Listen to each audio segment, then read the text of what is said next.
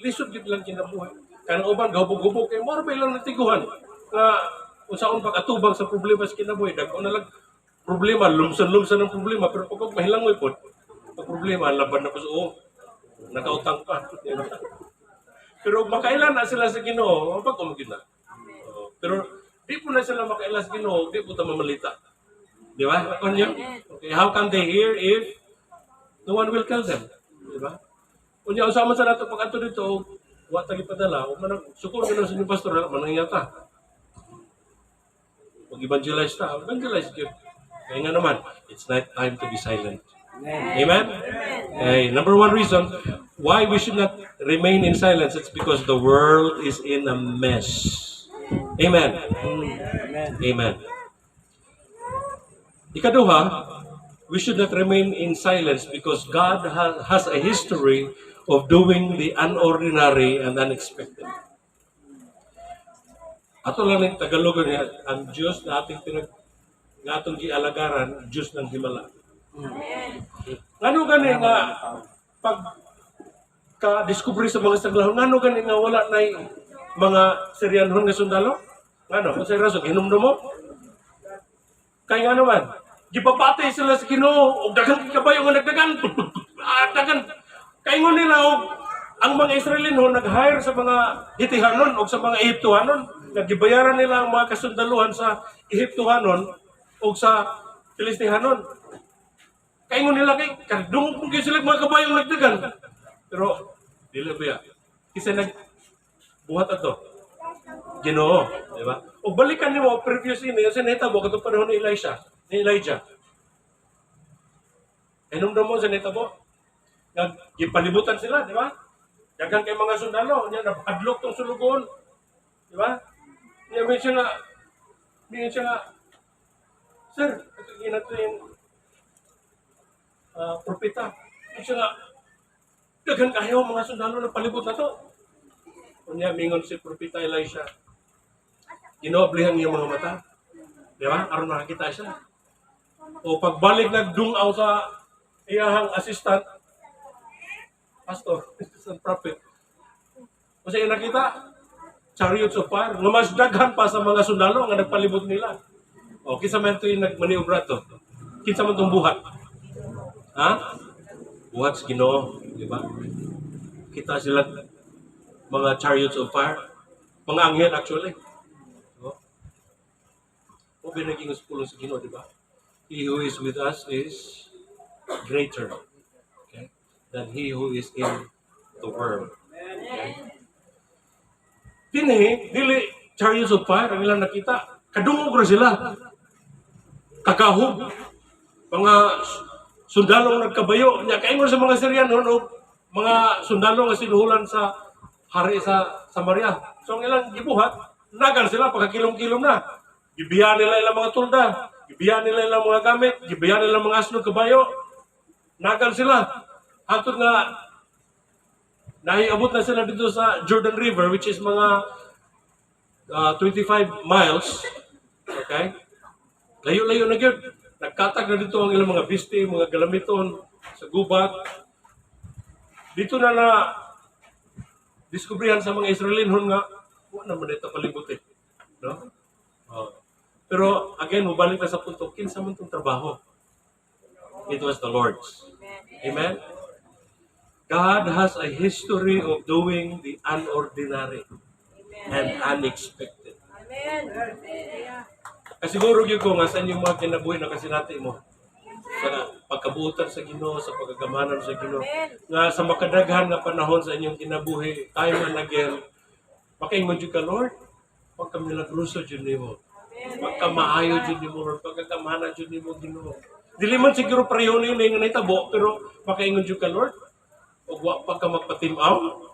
If you did not show up, Lord, murag dugay kung nagpatiwarik. Na? Kanang nakasinating ka ba nga, ang ginuogid mo yung naghatag ni mo gusok. Ang ginuogid mo yung nagpalikon ni mo. Ang ginuogid mo yung naghatag ni mo paglaon. Diba? Yung makaingon ka, pagkamilagruso yun sa Ginoo. Diba? Yeah, sa book of Psalms, ingon mo din na nga, ang Ginoo nga itong gialagaran is the God of miracles. Diba? Mo din nga ito makita. Dito magpakahilom tungod kay ang kalibutan, nakamulitsing, nakapait. Daghang mga tao kakapait pero makailan na sila sa Ginoo bisag nasa liwalas problema kanta na. Usayon ang pagday. May dugang nagnahi. Amen? Amen. Dili ta mapakahilom ikaduhang rason tungod kay God has a history of doing the unordinary and unexpected. Kunya wa ba mabag-ong Ginoo mga igsoon. Diba? He is the same yesterday, today, and forever. Kung makahimo siya mga milagro kaniadto, nining panahon na magahimo gyapon siya og mga milagro sa atong mga kinabuhi. It might be a little bit different sa nahitabo sa una, pero in the same way, ang Ginoo is the same. Milagroso. Amen? God has a history of doing the unordinary and unexpected. Nakakaroon taliwala sa problema ng Ginoo, Lord. Kasi natiyag ito sa imong pagkamilagroso. Amen? Kunya gihimo na ba sa Ginoo pinakadakong milagro? Kanga na itong masinatihan. Nabisan sa atong pagkamakasasala, sa atong pagkamapakyason sa gimo sa Ginoo. Gisulbad na niya ngon sa ang problema sa sala. Di ba? Kung man pinakadakong problema, nagtuotag ang problema na ito, kanang babayad sa kurente, babayad sa tubig, diloy. Ang pinakadakong ang problema sa tao, kanang problema sa sala. Di ba? Kaya di na masulbad na ito, tas impyerno magtingkagol. Di ba? Oh, ato kita dito, pero gisulbad na sa Ginoo. Kung sa gingon sa Roma 8:12, 8:32, sige, paling kong basa. Kung na Bisaya nga Bible. Roma 8:32. Sige. Kini, Binisaya, mayang balita. Sister Juan. Juan ba? Okay, Roma 8:32. Kung sa gingon din na, mayang Binisaya kay... Sige, paling ko.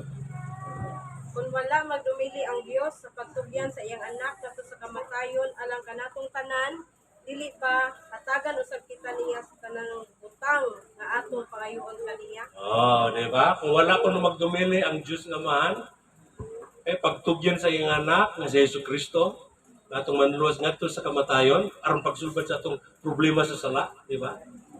Siya nga dili ba? Sa gingon dili ba? Basta pag-usap? Dili ba usab niya ihatag ka nato? Hatagan usab kita niya. Oh, Hatagan usab kita niya sa tanang butang nga atong nga atong ipangayon. In other words, kung gisulbad na sa Ginoo ang pinakadako nato nga problema, ang problema sa sala, aka na mga ginagmay problema sa kinabuhi kanang bayaran sa tubig, bayaran sa kuryente, kanang adlaw-adlaw nga pagkaon, kanang ma-hospital pa nalagsa. Kaya na ni Lord. Amen. Amen? Yeah, kaya na ni Lord. Kung nga, baka sinatay gani ka na, ay alam mo kayo nang ipanugilon, di ba? Imo rin nasugilan na imong silingan nga ka-problema nga mga biyaning gibuhat sa Ginoo sa akong kinabuhi na kasi natin ito nini, He is the God of miracles. Gusto nimo masinat niya. Di ba? Nindot kayo nga banat, no?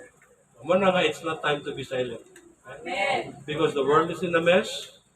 Pero, we have a God who has a history of doing the unordinary and unexpected.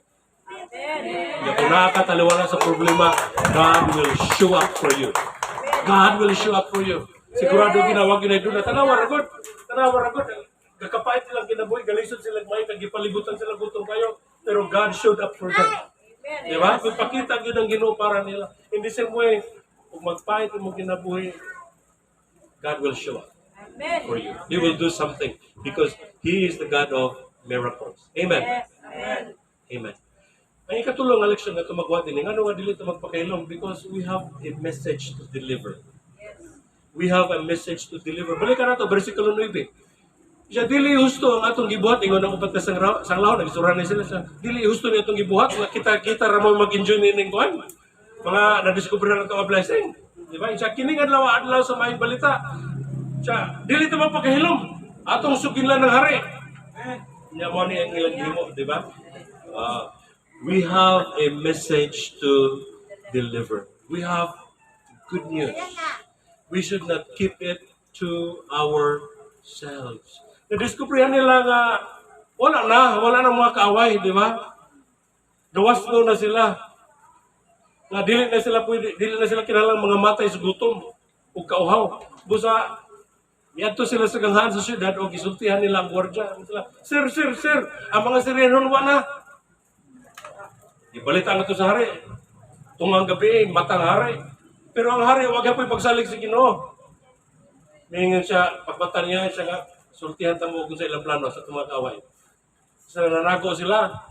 Kaya aron nga, og manggawas ta, banatan ta nila, ilogo nila itong syudad. Oh. Diba? Yung nana nahitabo, kaya nga naman, naman siya panglantaw, wala siya vision, hindi ka sa Ginoo. Kay nagkinabuhi sila sa sala, di ba? Nagsimba sila mga Diyos-Diyos. Bisan gani og naghimo na Ginoo og milagro para nila, di na siya katuo. Ingin siya sultihan na mo. Ang mga Siryanon actually nanago na sila sa hilit nga dapit. Hindi kakita nilang nagawas sa ilogo nila nga itong syudad. Grabe, no? Wa nagi faith ba? Wa nagi pagsalig na bisan nakita na sa milagro sa gibuhat sa Ginoo, wa na sila wa na siya pagtuo pagsalig sa Dios. Pero ang mga upat kasaglahon mingon sila, adlaw ni sa balita dili pa magpakahilumta. Ato ning isugilon. We have a message to deliver. We shouldn't keep it to ourselves. Kung sa kami tabo kung nagpakahilom ra sila, kung wa sila manugilon, magpadayon nagigutom, di ba, ang mga tao. Pero madiskubrihan sa hari nga, nakipaw na sila, silutan sila. O nang mingon sila nga, tara ato sugilon na hari, kaya atang yung buntag niya, wata mga bandilyo nila, kastiguhon ta. O, di ba? In the same way, kung magpakahilom ta mga igsoon, magpakahilom ta, every day, people are perishing without Jesus Christ. Paborito na po makanta, kung Steve Craven siguro na, people need the Lord, people need the Lord. Patugtog rin ako na, mahirap ito. Kibawagin ko nga, kung mamatay ning tawhana niya, wag mo kay Ginoo, wag tingkag mo gilis impierno, makantos gilis impierno. Busa, it's not time to be silent. Okay? The world is in a mess. We have a God who can do great and mighty things. We have a message to deliver. Amen? Ayaw pagpakahilom. Okay? Dada ang mayong balita sa kalawasan ngadto sa gawas ini ngatong simbahan. Din kita nagakatigom sa pagdaig ug pagsimba sa Dios. Mao ra man ang definition sa evangelism, to tell others about Jesus para nga makaila sila ni Jesucristo and then magsimba sila, no, sa Dios. Di ba? Mao ang definition sa evangelism. Amen? All right. Dili ta magpakailom ha, because we have a message to deliver. And the time and opportunity to share the gospel will come to an end someday. Di ba? Usahay ka ng tao nga itong sangyawanan ng tao, nyawan na itong sangyawi, ikalitra katigok. Di ba? Namatay. Kasi natin ako ang nakaduha. Na ako sa Dumaguete sa unang nagpastor niya, na ako ikagaw nga taga Malangsa, gilukimia, na siya sa Cebu Hospital. Niya amiga man niya ito tayo kay Silingan. Nagsulat siya na ako. Minsan nagbisita ako dali kay sawa pa siya sa ospital, gisanyawag ko na ako siya. Niya, pagkabalik niya sa ospital siya kutro, may grabe yung leukemia, minsan siya nagbisita ako dali. Niya, nagtanatanaw ko sa akong pitaka. Natin mamasahe po ko ni Hurot naman yun. Wanay ko wanay, may bilin ba? So nawanan ko pagsalig, ako musalig sa provision sa Ginoo, wana ko siya bisitaha. Pila ka ano, namatay siya. Pero tinakong konsensya ha. Kung ako, Lord, pasailuan siya po Ginoo. Namilabay ang panahon. Nawa na ko siya magbisita o mapalo up. Ya, di na nasa iyo sa kayo nga, huwagyan mo ko magbisita-bisita ng mga kabaranggayan sa Dumaguete. At ako magaspot sa sangyaw. Na ako na bisitahan nga tiguang na may throat cancer. Unya, ingon ko nga mo, balik na ko ni mo, manang, bisitahon ta katili kay mo paday ta istorya tulong sa Ginoo. Ug nabisi ko sa kinabuhi sa ubang mga butang, wa na ko siya mabisitahin. Pagbalik na ko, patay na. Nakonsensya ko. Kini og uban pa mga kasinatihan, nagtudlo na ako nga ang kinabuhi sa tao Bubo ra gyud ug lumalabay. Kunya kung dili ta magmaminatudon ug magmadasigon pagsangyaw sa mensahe sa kalawasan nga gipiyal sa Ginoo nato. The time and opportunity for other people to hear the good news of salvation will come to an end. Right? So kung naamoy ka ng mga kinalang bisitahan, ug suginlan may tungod sa mensahe sa tugma sa Dios, ayog lang na langaya. Don't remain in silence. Don't remain in silence. We have a message to deliver. Ikaw pa, don't remain in silence because God can do something extraordinary through you. Okay? God can do something extraordinary through you. Ang Diyos ay maaaring gumawa ng kakaiba sa pamamagitan mo. Tanawar ko na. Kinsa may gigamit pag sugilo ni atong tibok syudad nga gigutom. Kinsa may gigamit sa Ginoo pag sugilo nila sa mayong balita. Unsang klase sa mga tao? Sanglahon. Ni atong panahon na ang mga sanglahon sinalikwes katilingman. Dili sila makapataka o minggol sa ilang mga silingan o pamilya. Tuwa sila sa hilit-hilit nga dapat magpuyo. Unya og naa pa mahidol ila pag yung na sanglahon aron nga di mo duol nila. Ug tagaan sila pagkaon sila pamilya, ikaw ra gibilin to na murag COVID ba? Time. Gibilin mo nagputahan. Kunya di ka magpaduol. Kamahadlok. Mao ni klase nga gigamit sa Ginoo pagsangyaw sa maayong balita nga wa na mga kaaway. Okay, in the same way, God can do something extraordinary through you and me. Through people like you and me. Mga ordinaryo. Kung sa kingon sa sulat ni Apostol Pablo, God used the what? The weak things of this world, the foolish things of this world, to shame the wise, the able, and the strong. Di ba? Kung kadagang ka mga mayok kahimtang nga nahimo silang Kristohanon, yung nagsangyaw nila, purdoy, basta na purdoy. Kung sa may put na, God can do something extraordinary through you, a simple person. Ano wala ko yung drummer din eh? Pilapay na dito? What's pa? Pero, kuya po. Ngil-ngig. Kanang gasahan gikan na sa Ginoo. Yagi dihugan gid siya sa Ginoo aron na magamit siya para mamutukan sa sinayaway o pagdaig dinhi sa inyong taliwala. God uses ordinary people to change the course of history. Amen? Kini nga mensahe actually pag tuon ako ini nahinuklog ko. Kaya usahay makaingon ko, Lord. Ordinaryo naman kayo ko. Niya, daga na kayo mga opportunity Ginoo nga na-miss. Wala ko na himo, wa ka makahimo kay bulungan mga butang, extraordinary nga mga butang through me. Kaya usahay, makafeel ka na, kadagan ba na ako kapakyasan mo? Di ba? Kinsa man yun din magamit ka gusto Ginoo nga, palpak mo ko. Di ba? Impalpak mo ko rin. Sige mo ko kapalpak, di ba? Gamiton ka sa Ginoo. Bisag unsa ka simple, bisag unsa ka ordinaryo, pareho na minutot ka sang lahon. God can do extraordinary through you. Amen? God turned these lepers into messengers, bearers of the good news. Amen? Ang pinaka-importante nga desisyon nga lang gibuhat mga pagtingon. Dili ni mayo nga ato ning tapigan ni may balita, ato ning isugilon na. Di ba? So, balik ko nato ang atong mensahe karon. Don't keep quiet. Okay? Don't keep silent. It's not time to be silent. Okay? Kung inyong pastor nagsige nag-awag ninyo nga nangyaw kita, nyo pa ka musangyaw to karon napakilom ra gyapon ka. Maybe I hope and I pray to God that this morning na-encourage ta mo nga you will not remain silent. Okay? Why? Because the world is in a mess. Pait, nagka-problema ang kalibutan.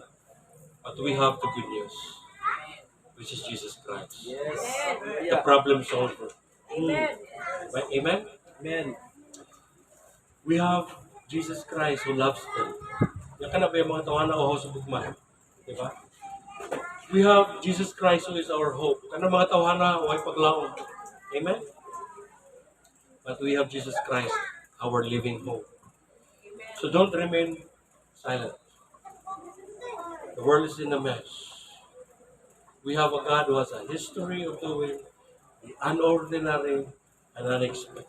We have the God of miracles. We are serving the God of miracles. Ikatulong, we have a message to deliver. Amen? We have a message to deliver. Ikaw pa, believe that God can do something extraordinary through you and through me. Simple, ordinary people. We are ordinary people, but we are serving an extraordinary God. Yes. Amen? So let's go out. Manggawas ta sa mga tao na sa atong mga networks of relationship, ato silang suginlan sa gugma sa Diyos. Atong ipamalita ang kaayo sa Diyos. Amen? And God has never failed anyone yet. Yes. Kung na kayo suginlan nga, uy, ito ka na yun yung kinabuhi doon sa Ginoo, hindi ka pakyason sa Ginoo. Igsoon suginlan ka nga, hindi ka pakalawan sa Ginoo. God will show up for that person. Amen? God will show up for that person. So don't keep quiet. Amen? Amen. Don't remain silent. I pray to God nga ta kining mensahe nga akong gipambit ninyo karon, makawag ninyo magdasig sa matagusan nato. Maisugon ta sa pagsangyaw sa mensahe sa pulong sa Diyos. Amen. Amen. Thank you sa kagayunan. Thank you, Pastor Roger and Tess. Thank you, mga igsoon, sa kagayunan pagsangyaw ninyo sa pulong sa Diyos. Amen. Hallelujah. Dalago ng Diyos.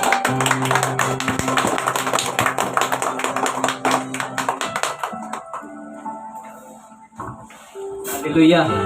Tanan ba na panalanginan sa mensahe sa Ginoo nga di ta magpakahilom tungod kay ang pinakadako nga gisugo sa Ginoo nato mao ang pagsangyaw sa maayong balita.